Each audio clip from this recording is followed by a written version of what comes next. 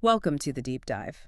This week, we're really cutting through the noise for you. We are indeed. We're looking at an incredibly busy week in India that's July 6th to July 13th, 2025. Right. Think of this as your shortcut, your way to get genuinely well-informed without wading through endless articles. Exactly. We've sifted through, well, a whole stack of sources, research reports. And we're focusing on what truly matters, aren't we? Absolutely. From, big scientific discoveries and economic shifts. To significant political moves and those social challenges that impact millions every day. The mission here, really, is to understand how India is managing this balancing act. Balancing act? Yeah, pursuing its global ambitions while tackling these really pressing domestic realities. Okay, I see. It's about how all these pieces fit together. Precisely. This specific week gives us such a rich, almost kaleidoscopic view of a nation evolving at breakneck speed. A kaleidoscope, I like that. Our goal is to synthesize it all, spot the patterns, connect the dots for you, give you that deeper understanding beyond just the headlines. Right, context is everything. Okay, let's unpack this then. Where do we start? How about the global stage? India was certainly making its presence felt there. Sounds good. First up, the 17th BRICS Summit in Rio de Janeiro, Brazil. That was July 6th and 7th. And the discussions were, well, pretty comprehensive. Peace and security, global governance reform. Environment too, looking ahead to COP30. Right, the climate conference. And global health, AI. Quite the list. It feels like India isn't just attending these things anymore. No, definitely not. They're actively shaping the agenda. Take AI, for instance. Okay. India's really pushing for frameworks that prioritize responsible development, not just rushing things out commercially. So a more human-centric approach. Exactly. And that's significant because it could influence global standards on everything from data privacy to AI ethics. Which ultimately affects, well, us, right? Our online lives, maybe even jobs. Potentially, yes. Yeah. As these standards develop and, trickle down, it's not just diplomatic talk. Got it. And beyond the main summit, the Prime Minister was busy with bilateral meetings, too. Very busy. July 6th to 9th, leaders from Brazil, Namibia, Uruguay, Bolivia, Cuba, Malaysia. And he picked up some high honors along the way. He did. Namibia's top civilian award, Brazil's Grand Collar of the National Order of the Southern Cross, even the key to the city of Buenos Aires. Wow. Is that just symbolic, or does it mean more? Oh, it's more than just ceremony. It really underscores India's growing diplomatic clout, Yeah. and the personal rapport of the leadership. Okay. And if you connect the dots, this kind of recognition often paves the way for things like better trade deals, more cultural exchange. Soft power gains. Exactly, soft power gains. It builds long-term goodwill, opens doors for the country. Okay, so a strong presence internationally. Let's shift focus now. Back home. Yeah. Key domestic priorities. Jobs and green initiatives were definitely prominent this week. Right. The Rozgar Mela on July 12th. PM Modi distributing over 51,000 appointment letters. A very direct intervention. Seems like a sustained focus on job creation. Well, it's clearly aimed at easing anxiety, particularly among young people and their families, addressing those unemployment concerns head on. Providing stable livelihoods. Trying to bring that sense of economic security, which is, a major domestic pressure point. And then on July 11th, something quite different, India's first ever e-truck incentive scheme. Part of the Green Mobility Vision. Yes. Is this a real game changer, or is it more symbolic for now? That's the key question, isn't it? Yeah. It's definitely a concrete step towards decarbonizing logistics, which is a huge source of emissions. Right. But the timing, rolling it out now, signals a serious commitment to linking economic growth with sustainability. That balancing act again. So the potential is there. The potential is huge. The real test is whether this incentive actually gets businesses to make that shift. Yeah. It's often a costly move. And that affects cleaner air, new green tech jobs? Precisely. It all hinges on scaling up adoption. While we're on domestic priorities, the Vice President made some notable statements on July 12th. He did, yes. Criticizing coaching centers, calling them black holes for talent in regimented silos. Strong words. Very strong. And he also emphasized industry's role in promoting gender and caste diversity in leadership. What do these comments signal? A potential policy shift? It certainly reflects growing government concern about, well, the education system and social equity. It could definitely foreshadow future policies. Aiming for a more inclusive system. I think so. Broadening opportunities beyond those traditional, perhaps rigid pathways. Okay, now, things get, let's say, more complex. Jammu and Kashmir, July 13th, Martyrs' Day. A day with heightened sensitivity. And several prominent political leaders, Mahbouba Mufti, Omar Abdullah, Sajad Lone, placed under house detention. Yes, sparking widespread condemnation. Calls of blatantly undemocratic. This isn't the first time we've seen restrictions like this there. What does this pattern tell us? It points to, well, persistent tensions. A sense of fragility, perhaps, in the security situation as perceived by the authorities. But the impact on the ground. It undeniably fuels local grievances. It impedes democratic processes, limits political expression, affects fundamental rights. It's a stark reminder of the ongoing challenges there. Right. Let's move south. Telangana, July 10th. The cabinet approved extending 42% reservation for backward classes in local bodies. Based on empirical caste survey data, which is key. What's the significance here beyond the obvious social justice angle? Well, it's certainly a major political move towards empowerment, but it's also a practical step towards more inclusive governance right at the grassroots level. Enhancing representation. Exactly, but it also reignites those complex legal debates around reservation limits. That's always a tricky area in India. Always. And quickly, in Delhi, the chief minister planned to ask the Supreme Court to review the ban on overage vehicles. July 6th. Yes, that highlights that classic policy dilemma. Environment versus economy. Pretty much. Balancing the need to cut air pollution against the economic impact on people who rely on those older vehicles for their livelihood. Tough trade-off. Definitely. And you mentioned another point from the sources earlier. Yes, on the cultural front, a significant recognition. The Maratha military landscapes got inscribed on the UNESCO World Heritage List, India's 44th entry. That's big. Okay, let's pivot to the economy and business now. India is still the fastest growing major economy. Holding firm, yes. Real GDP growth estimated at 6.5% for 2024-25. Forecasts remain strong. And this is happening while the global economy is predicted to slow down. What does that outperformance really mean for people? It's crucial. It shifts how global investors see India less as just another emerging market, more like a potential anchor in a shaky global economy. So more confidence. More confidence, yes, which translates to potential job growth, better insulation from global shocks, a more stable outlook for you. It's a statement of domestic strength. And inflation, we heard about that easing sharply. Dramatically. CPI inflation down to 2.82% in May 2025. That's the lowest since February 2019. No, and food inflation especially low. Just 0.99%. That's significant relief for household budgets. So more purchasing power. Exactly. Boosts consumer confidence, maybe unlocks some spending, helps the recovery. It's a crucial buffer. The external sector looks strong too. Forex reserves. Very strong. USD 697.9 billion in reserves. That covers over 11 months of imports. A substantial cushion. And record exports. Record total exports, yes. Sure. USD 824.9 billion in 2024-25.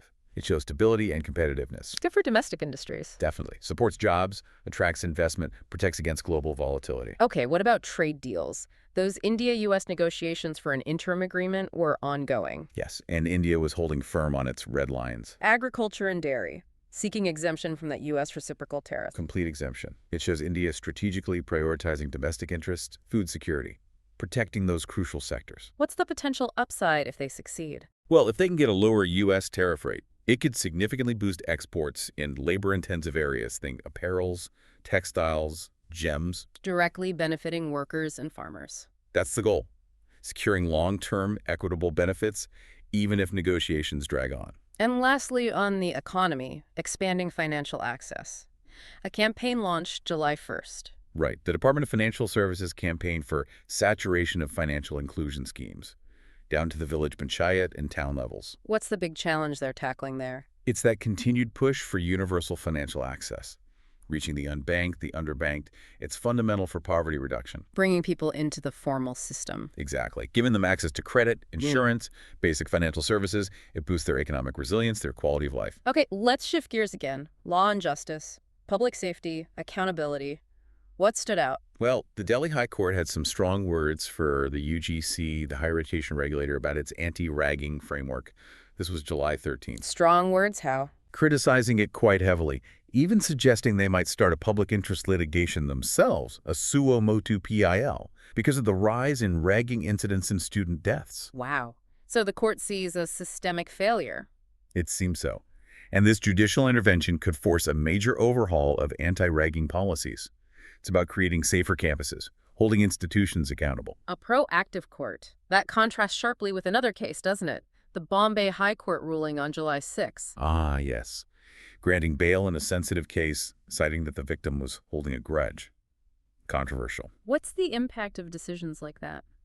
It really raises questions about public trust in the justice system and highlights that ongoing debate about the need for victim-centric approaches, especially in sensitive cases. Judicial sensitivity, fairness.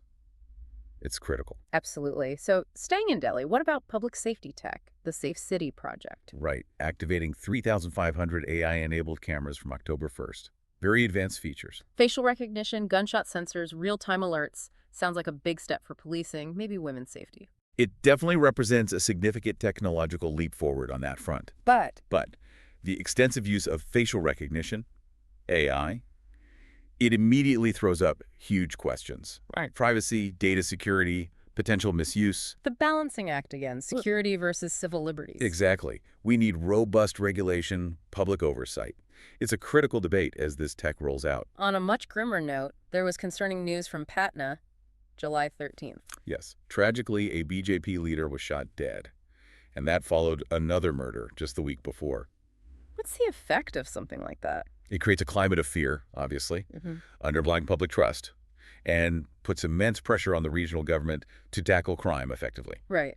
On the enforcement side, though, some successes. Combating illicit activities. Yes. The Directorate of Revenue Intelligence, the DRI, had a big success with Operation Fire Trail. Seizing smuggled firecrackers. Chinese firecrackers, yes. Worth about 35 crore seized on July 11th. Curbs illegal trade, helps domestic producers, assures safety. And financial fraud. The DGGI in Bengaluru uncovered 6 shell companies, fake invoices worth Rs 266 crore. An arrest was made. So, tackling tax evasion. Exactly. These operations ensure a fairer system for everyone who pays their taxes honestly. Okay, let's turn to environment and weather. Managing nature's power. The monsoon arrived early. 9 days early, covering the whole country by June 29th. And it arrived with intensity. Particularly in Himachal Pradesh. Phenomenally intense there. Rainfall was up 195% compared to normal, leading to floods, landslides. What does this early, intense monsoon signal? It really highlights the increasing volatility we're seeing in weather patterns, likely linked to climate change. And it exposes the vulnerability of our infrastructure, our settlements. A clear sign of climatic shifts impacting lives. Definitely. And the need for better preparedness. The Met Department, IMD, was issuing warnings, though. Orange alerts. Constantly, across multiple states, Rajasthan, MP, UP, Goa, Gujarat, Maharashtra, heavy rain warnings throughout the week. Shows the importance of proactive monitoring. Crucial for public safety. It lets people and administrations take preventative steps, minimize the damage. And there was a tech advancement, too, Sea Flood. Yes, inaugurated July 2nd, a unified inundation forecasting system. How does that help? Better forecasting means more timely evacuations, better resource deployment. It can significantly reduce the risk to life and property in flood-prone areas. A critical tool. Okay, but then there's a policy decision that seems to go the other way. Environment Ministry, July 13th. Ah, yes. The decision to exempt most thermal power plants from installing FGD systems. Flue gas desulfurization. To cut sulfur dioxide emissions, exempting them seems like a big rollback. It is significant. While it might lower costs for power plants, the potential downside is increased SO2 emissions. Which affects public health, respiratory issues. Directly. And it also raises questions about India's broader climate commitments. It's that complex trade-off between energy needs and environmental protection with real health consequences. Oh, there's a tiny bit of good news on air quality in Delhi. Temporarily. A temporary improvement, yes. July 10th, 5 pollution hotspots recorded good AQI, likely monsoon-driven. Still, it shows cleaner air is possible. Exactly. It offers a glimpse, underscores the need for sustained policy-driven action to get those good readings consistently. And one more positive note, an innovative project in Delhi, the Munak Canal. Right, reported July 6th, plans to install a solar cover over the canal. Dual benefit. Exactly. Cuts water loss through evaporation and generates renewable energy. A really smart application of tech to urban environmental challenges. Could be a model for other places. Very clever. Okay, let's get into science and technology, some really fascinating stuff here. Definitely some breakthroughs. Starting with space.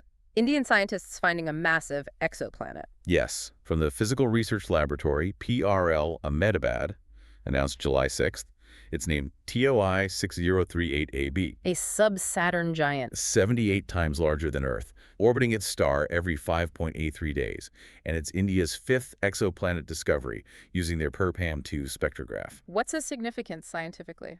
Well, discoveries like this challenge our existing theories about how planets form. It contributes to fundamental science, boosts national pride, inspires kids towards STEM. Demonstrates India's capability in cutting-edge research. Absolutely. Attracts collaboration, investment. Okay, back down to Earth. Public health. Progress on India's first dengue vaccine.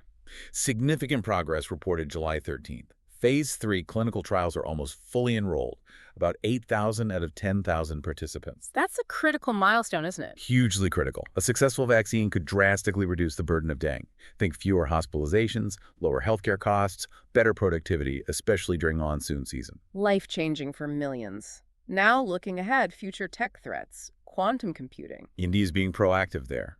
The IT Ministry, MIT, launched a white paper on July 11th at Manirbar in quantum-safe cybersecurity. Manirbar self-reliant, so preparing for future vulnerabilities. Exactly, acknowledging that quantum computers could break current encryption. This is about ensuring long-term security for digital infrastructure data. Protecting our financial transactions, personal info. Precisely. Securing the digital economy for the long haul, even as tech advances. And we also saw movement on 6G and AI for railways. Yes, a review of the Bharat 6G Alliance on July 10th. And Mo signed the same day for an AI machine learning-based inspection system for Indian railways. Enhancing train safety. That's the goal. These initiatives foster domestic innovation, create high-tech jobs, and improve safety and efficiency for millions of commuters daily, modernizing critical infrastructure. And briefly, Semicon India 2025 preparations and the RBI advising banks on fraud prevention. Right. Semicon aims to make India a global semiconductor hub, huge for self-reliance and jobs. And the RBI advice on using the Data-T's Financial Fraud Risk Indicator. FRI. Yes, the FRI. That's about enhancing digital financial security for everyone, building a more resilient system against cyber fraud. Lots happening on the tech front. Okay, let's switch to sports. National achievements, grassroots development. A strong showing at the Asian Athletics Championships 2025. Second in the medal table. 24 medals, 8 gold, 10 silver, 6 bronze. That's impressive. It really is. Boosts national pride, athlete morale. And likely leads to more investment. You'd hope so. More funding for infrastructure, training. Yeah. It benefits the whole ecosystem. We saw some great individual performances, too. Like Gulveer Singh. Winning both the men's 10K Wow. and 5K. And Jyoti Yaraji in the women's 100-meter hurdles. Avinash Sable, first Indian man in 36 years to win steeplechase gold. Plus the women's 4x400 relay gold, national records.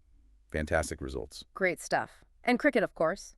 The third test against England at Lord's, July 10th, 13th. A keenly contested match captivates millions. We saw a century from KL Rahul, 50s from Jadeja and Pant. High-stakes games like that really foster a sense of national unity. It's huge for leisure, entertainment, brings people together. Definitely part of the cultural fabric. Speaking of which, the 2025 national games, including traditional disciplines. Yes, Malakam and Yogasana. That's part of a broader push. Promoting indigenous sports, cultural heritage. Exactly. Encouraging grassroots participation, a more holistic view of well-being.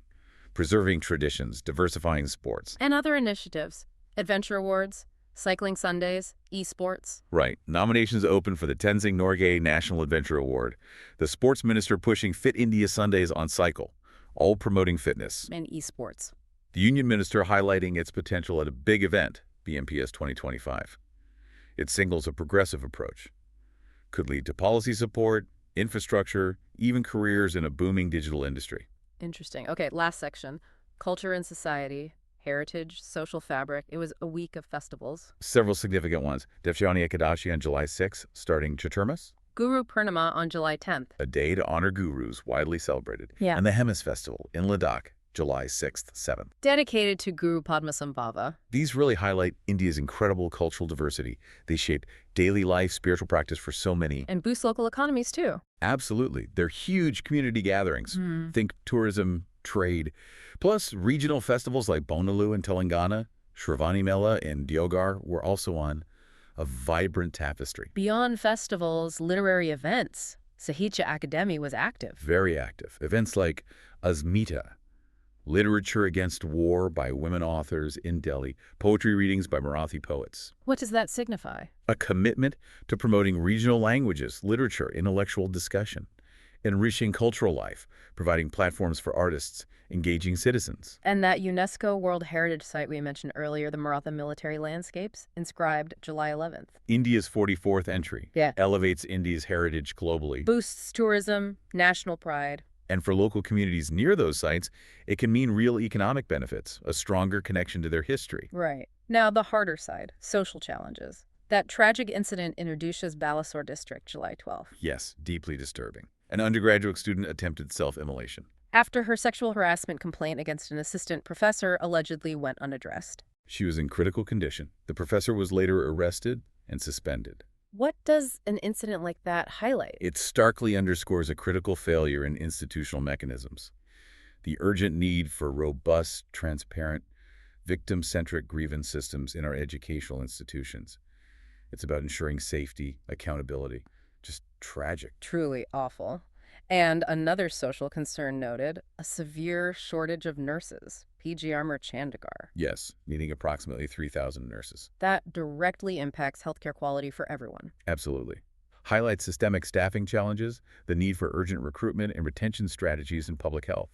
Affects everyday people trying to access care. Okay, so as we wrap up this deep dive, it's clear this week gave us a really multifaceted picture of India. Absolutely. Progress and challenges, side by side. We saw that economic resilience, the growing diplomatic influence, those tech leaps. But also the ongoing social issues, the environmental pressures, all shaping daily life. It's that dynamic tension, isn't it? Global ambition versus domestic realities. That really seems to define the narrative right now. It showcases India's dynamic evolution, its complex path forward. Emphasizing the need for What? sustained effort. Sustained policy efforts, definitely. Yeah. Continued technological innovation, and a real commitment to social justice to ensure growth is inclusive and sustainable. It's a country navigating a very intricate landscape. So, the final thought for our listeners. As India keeps transforming, keeps influencing the world, how might these diverse challenges and advancements shape your life, your opportunities in the years ahead? And maybe what's the most crucial area you think needs change? Something to reflect on. We hope you gained some valuable insights from this week's exploration. Thanks for diving deep with us.